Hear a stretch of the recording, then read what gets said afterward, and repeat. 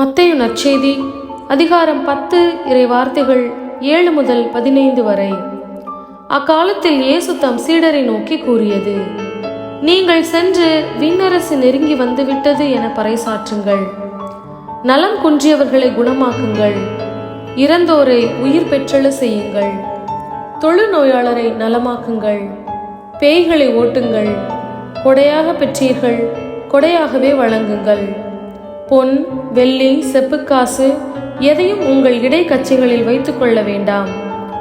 பயணத்திற்காக பையோ, 2 அங்கிகளோ, மிதியடிகளோ, கைத்தடியோ எடுத்துக்கொண்டு போக வேண்டாம்.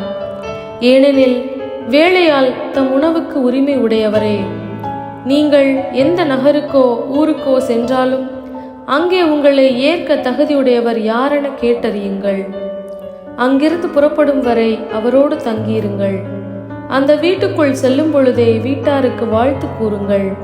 வீட்டார் தகுதி உள்ளவராயிருந்தால் நீங்கள் வாழ்த்தி கூறிய அமைதி அவர்கள் மேல் தங்கட்டும். அவர்கள் தகுதியற்றவர்களாயிருந்தால் அது உங்களிடமே திரும்பி வரட்டும். உங்களை எவராவது ஏற்றுக்கொள்ளாமலோ நீங்கள் அறிவித்தவற்றுக்கு செவிசாய்க்காமலோ இருந்தால் அவரது வீட்டை அல்லது நகரை விட்டு வெளியேறும் பொழுது உங்கள் கால்களில் படிந்துள்ள தூசியை உதறிவிடுங்கள். தீர்ப்பு நாளில் சோதோம் கொமோரா பகுதிகளுக்கு கிடைக்கும் தண்டனையை விட அந்நகருக்கு கிடைக்கும் தண்டனை கடினமாகவே இருக்கும் என நான் உறுதியாக உங்களுக்கு சொல்கிறேன். இது ஆண்டவரின் அருள்வாக்கு. இறைவா, உமக்கு நன்றி.